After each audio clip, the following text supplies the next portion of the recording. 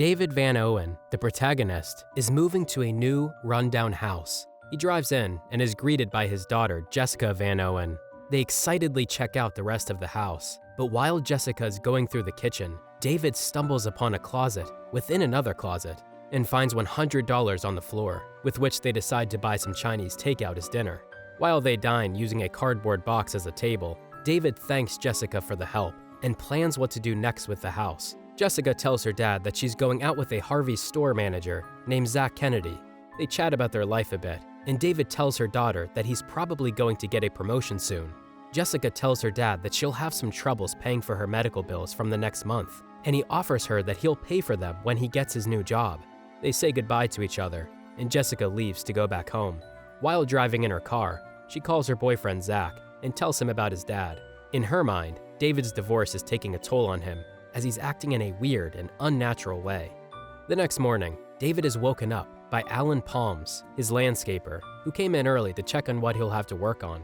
David shows him a couple of spots he needs adjusted and tells him that he'll take care of his own septic system, since that's one of the only things he and his dad did together back in the day. As soon as Alan's gone, David receives a call from his friend Mark, who tells him that he's coming over with some beers. Mark and David sit near the pool and relax a bit. David tells Mark that his toilets are a mess and that he'll need to work on his septic system. Mark asks him if he shouldn't just hire somebody to do the job, but David responds by saying that it's not that expensive or difficult of a job, and that it's pretty much the only thing he knows how to do. They talk about David's possible promotion and, after a bit of chatting, Mark leaves, leaving David to his plumbing. While digging with a shovel, David finds a giant wooden box. He opens it and finds inside a pile of banknotes and a corpse dressed in a suit.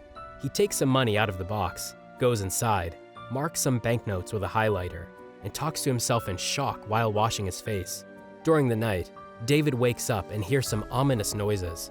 After failing to go back to sleep, he goes down to check on the noise, but finds nothing. The next morning, David goes to work.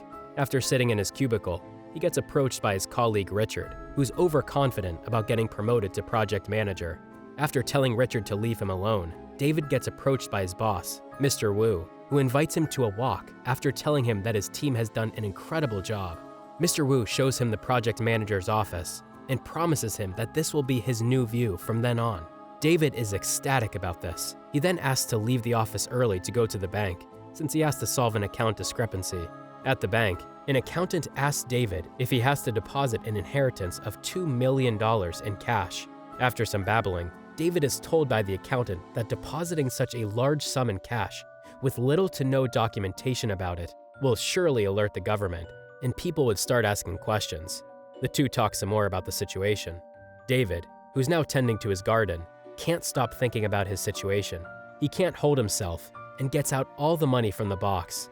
The total amounts to a little less than $4 million. He stashes it in a closet, closes it, and goes to shave. In the bathroom, he talks to himself and hallucinates that his reflection is answering his questions. During the night, he hears some weird noises again. He grabs a baseball bat and checks the house for any intruders. Every room appears to be void of any danger, but when he checks his back door, it is unlocked. After making sure that nobody was lurking in his garden, he goes back inside and drinks some tea. While he's taking a sip, he hears something outside and leaves to check it. While he's standing on his front door, mug in hand, he's spooked by a cat and drops the mug on the floor. Relieved, he goes back inside and checks on his money, but finds it intact. While he's walking back to his bed, he sees an old, emaciated man in a suit standing in front of his window. He runs out and checks his garden, but can't find anybody. The box, though, had not been buried back by David and was exposed to the surface. He opens it to check the corpse inside, but finds it there, still dead. The next morning, he wakes up and sees that he's still all dirty from the day before. He gets ready, makes some breakfast, and leaves for work. In the office, he gets approached by Mr. Wu, who tells him that to get his promotion, his team has to put out an update in less time than previously agreed upon. David is worried that he won't make it, but tells Mr. Wu that he'll get straight to work. Richard teases him with a Nerf gun. After work, he gets some food with Mark. The two talk a bit, and Mark notices that David is not looking too good. He advises him to relax, but David leaves in frustration. When he gets back home, David notices some black footprints on his floor. He checks to see if it was him who left them, but finds out it wasn't him. He goes to check the money and sees that everything is still there. Jessica is hanging out with her boyfriend. She suddenly receives a call from her dad, who tells her to come right away. When she arrives, initially he wants to tell her about the money and the corpse, but then decides just to tell her that he's got a new job to do and that he's just anxious about it. Jessica tells him that she has to go now, and they talk about meeting on Sunday so that he can get to meet Zach. Back home, David checks on the money again and then clears the footprints off the floor. He gets ready to sleep and gets spooked by his suit hanging on a window. While looking outside the window, though, he spots a man walking in his garden. So he grabs a knife and gets ready to confront him. David goes outside, but can't find him.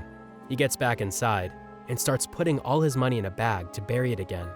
He uncovers the wooden box and puts the bag inside it and seals the whole thing shut with some nails. The next morning at work, he's still thinking about the previous night, but is snapped back to reality by an unsatisfied Mr. Wu, who checks on David's still unfinished project. After speaking to Mr. Wu, David leaves the office in a hurry and goes back home. There, he tries to break open the closet, but is interrupted by Alan, who tells him that he'll bring some dirt and gravel on Friday at noon. After ending the call, he goes back outside and opens the wooden box once more. He looks for the corpse's wallet and finds it. That night, David has a nightmare about being attacked by the corpse. In the morning, he calls in sick to work and leaves to buy some hardware supplies and tools. At home, he installs a lot of lights and cameras around his house, connecting them all to his computer. He goes outside, tests the lights, and goes back inside to try and open the closet again. He manages to do it this time and finds a staircase that brings down to a basement. He goes down the stairs and looks around, finding a lot of corpses wrapped in plastic. At first, he dials 911, but then puts down the phone. During the night, the cameras show a man in David's backyard, and all the alarms go off. David wakes up to check who it is, but before he can see anybody, a storm causes a power surge, and everything turns off.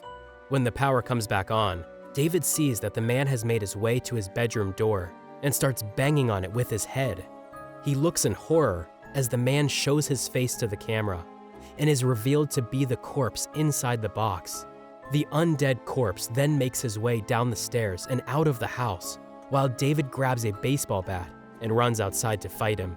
As soon as he steps outside, though, David accidentally steps on the remains of the mug he dropped some days prior and cuts his naked foot. He drops to the floor, screaming in the pain, but then gets up and keeps chasing the man. He opens the wooden box and sees that the corpse is still there. David starts to scream at the body, telling it to stop messing with him. In desperation, he screams into the sky and then falls asleep on the ground. The next morning, he wakes up back on top of the corpse. He immediately stands up and checks his watch, noticing he's late for work. He gets ready and gets into the car, but as he's driving away, he sees the undead corpse back on its feet, looking at him. David gets out of his car and chases the corpse, but it gets inside its wooden box again and is now unresponsive and dead. David starts screaming at the body again. He goes back inside, grabs a chainsaw, and cuts the corpse's legs off, but it remains dead and unresponsive. David then goes to the office still covered in blood and stinking. He argues with Mr. Wu, who fires him in front of every coworker. David is forcefully brought outside by security as Mr. Wu watches in anger. Out of his mind, David throws his bloody and dirty suit in a trash bin and drives back home. In the car, he speaks to himself, getting more and more erratic. When he gets home, all naked and wet, he sees his landscaper Alan. He approaches him while he's about to call 911. In anger, David hits him on the head with a hammer and then kills him. David then panics and brings the corpse inside the closet with the other ones. He brings Alan's truck to his garage, eats something, and cleans himself. David hallucinates again while looking at his reflection. Mark calls him on the phone, but he doesn't respond.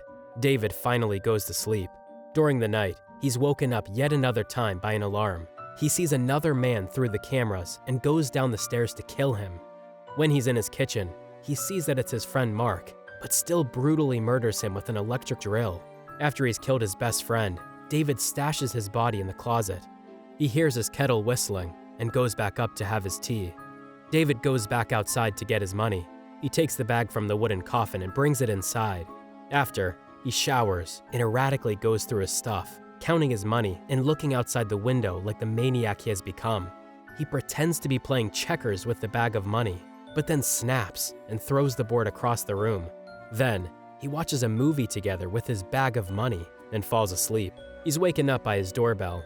Zach, Jessica's boyfriend, is at the door. David goes out and then bashes him in the head multiple times with his baseball bat. Still alive, David ties him up in a plastic bag. Jessica arrives and asks about Zach. David leads her daughter downstairs to the basement, telling her that Zach is there. Jessica sees all the corpses wrapped in plastic and sees Zach wrapped in his plastic bag still moving. Then, David hits his daughter on the head and she blacks out. She wakes up, tied to a pole in the basement. David tells her that she's there to take his money and points a knife at her, asking when the others will come. Jessica cries and completely freaks out. David tells her that he's so sorry and that he knows how to fix this. He then leaves the basement, leaving her alone. He goes back up and gets dressed up, keeping Jessica and Zach in her basement. While he's tying his tie in the bathroom, he holds a speech for himself in the mirror, grabs his bag of money, brings it outside, and douses all the money with gasoline. In the meantime, Jessica is trying to grab the keys to the chain tying her up with her feet, but fails to do so. Zach runs out of oxygen and stops struggling.